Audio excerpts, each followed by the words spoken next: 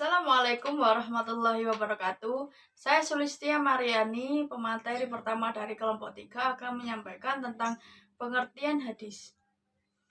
Hadis dalam bahasa Arab secara literal bermakna komunikasi, cerita, perbincangan religius atau sekuler, historis, atau kekinian. Allah juga menggunakan kata hadis dengan arti kabar sebagaimana disebutkan dalam firman-Nya yang artinya maka hendaklah mereka mendatangkan kalimat yang semisal Al-Quran itu jika mereka orang-orang yang benar. Quran Surat At-Tur ayat 34. Adapun pengertian hadis menurut ahli hadis ialah perkataan-perkataan Nabi Muhammad SAW, perbuatan-perbuatan, dan keadaan beliau. Yang dimaksud dengan keadaan adalah segala sesuatu yang diriwayatkan dalam kitab sejarah, seperti kelahirannya, tempatnya, dan hal yang bersangkut paut dengannya, baik sebelum diangkat menjadi seorang rasul maupun sesudahnya. Secara etimologis, hadis adalah berita yang datang dari Nabi, sedangkan makna pertama dalam konteks teologis bukan konteks hadis. Dari segi terminologinya, banyak para ahli hadis memberikan definisi yang berbeda redaksi maknanya, tetapi maknanya sama. Di antaranya, Mahmud At-Tahan mendefinisikan sesuatu yang datang dari Nabi Muhammad SAW, baik berupa perkataan, ataupun perbuatan, atau persetujuan. Sebagaimana ulama berpendapat bahwa hadis itu meliputi sabda Nabi, perbuatan, dan takrir, ketetapan darinya. Ada pula yang berpendapat bahwa hadis itu meliputi juga perkataan, perbuatan, dan takrir sahabat atau bahkan tabi'in. Oleh karena itu, ada istilah hadis marfu, yaitu hadis yang disampaikan kepada Nabi Muhammad SAW. Mauquf, yaitu hadis yang sampai kepada sahabat, dan hadis maqtu, yaitu hadis yang hanya sampai kepada tabi'in saja. Mungkin cukup itu yang dapat saya sampaikan. Kurang lebihnya saya mohon maaf yang sebesar-besarnya. Untuk materi selanjutnya akan dilanjutkan oleh pemateri yang kedua. Terima kasih. Wassalamualaikum warahmatullahi wabarakatuh. Baiklah, selanjutnya saya akan menjelaskan istilah-istilah hadis. Ada beberapa kata yang bersinonim dengan kata hadis, seperti sunnah, khobar, dan asar. Sunnah secara etimologis berarti perjalanan yang baik maupun yang buruk.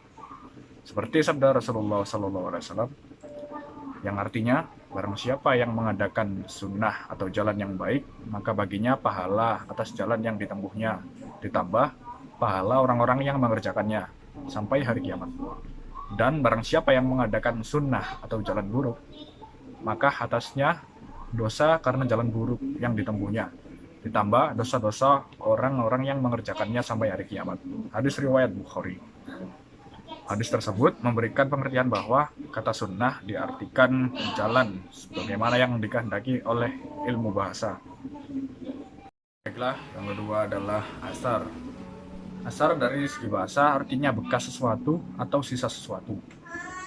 Asar menurut istilah, kebanyakan ulama mempunyai pengertian yang sama seperti khobar dan hadis. Sebagian ulama mengatakan asar lebih umum daripada khobar, yaitu asar berlaku bagi segala sesuatu dari Nabi SAW maupun dari selain Nabi SAW. Sedangkan khabar khusus bagi segala sesuatu dari Nabi SAW saja. Para fuqaha memakai istilah asar untuk perkataan-perkataan ulama salaf, sahabat, tabi'in, dan lain-lain. Contoh perkataan tabi'in dari Ubaidillah ibnu Abdillah ibnu Utbah ibnu Mas'ud yang artinya, menurut sunnah hendaklah imam bertakbir pada hari raya Fitri dan hari raya Adha sebanyak 9 kali ketika duduk di atas mimbar sebelum berkhutbah. Hadis riwayat Baihaqi. Yang ketiga adalah khabar. Dari segi bahasa, khabar artinya berita yang disampaikan dari seseorang kepada orang lain. Akan tetapi, khabar menurut istilah ahli hadis yaitu segala sesuatu yang disandarkan atau berasal dari Nabi atau dari orang selain Nabi. Oleh sebab itu, khabar lebih umum daripada hadis. Khabar mencakup segala sesuatu yang berasal dari Nabi dan selain Nabi, seperti perkataan sahabat dan tabi'in. Sedangkan hadis hanya segala sesuatu yang disandarkan kepada Nabi, baik perkataan, perbuatan, dan takrir beliau. Berikutnya adalah perbedaan hadis dengan sunnah, khabar, dan asar. Yang pertama, perbedaan hadis dan sunnah. Hadis terbatas pada perkataan, perbuatan, dan takrir yang bersumber dari Nabi. Sedangkan sunnah segala sesuatu yang bersumber dari Nabi, baik berupa perkataan, perbuatan, takrir, tabiat, budi pekerti, atau perjalanan hidupnya, baik sebelum diangkat menjadi Rasul maupun sesudahnya. Yang kedua adalah hadis dan khobar. Perbedaannya yaitu sebagian ulama hadis berpendapat bahwa khobar sebagai sesuatu yang berasal atau disandarkan kepada selain Nabi. Hadis sebagai sesuatu yang berasal atau disandarkan kepada Nabi. Hadis dengan asar. Jumhur ulama berpendapat bahwa asar sama artinya dengan khabar dan hadis. Ada juga ulama yang berpendapat bahwa asar sama dengan khabar, yaitu sesuatu yang disandarkan pada Nabi, sahabat, dan tabi'in. Sekian. Baik, sebelumnya perkenalkan, nama saya Fatur Alvin Prasetyo Putra. Di sini saya akan menyampaikan materi tentang struktur hadis. Struktur hadis yang pertama yaitu sanad. Kata sanad menurut bahasa adalah sandaran atau sesuatu yang akan dijadikan sandaran. Dikatakan demikian karena hadis bersandar kepadanya. Sedangkan menurut istilah terdapat perbedaan rumusan pengertian. Al-Badru bin Jam'ah dan Al-Tibi mengatakan bahwa berita tentang jalannya matan. Ada juga yang menyebutkan silsilah para perawi yang menukilkan hadis dari sumbernya yang pertama. Sedangkan menurut ahli hadis, jalan yang menyampaikan kepada matan hadis. Yang kedua yaitu matan. Kata matan atau almat menurut bahasa berarti ma'ir tafa min al-adri atau tanah yang meninggi. Sedangkan menurut istilah ahli hadis adalah perkataan yang disebut pada akhir sanad, yakni sabda Nabi SAW yang disebutkan sanadnya. Yang ketiga yaitu rawi atau periwayatan. Kata rawi atau al-rawi berarti orang yang meriwayatkan atau memberikan hadis atau nakhil al-hadis. Yang keempat yaitu muqorij.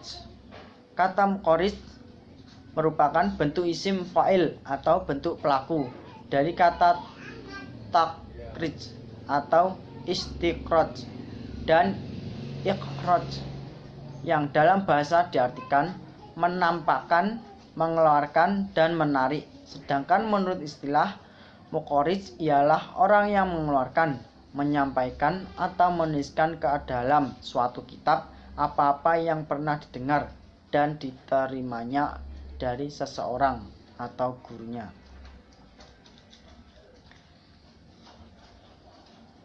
Kemudian kesimpulan.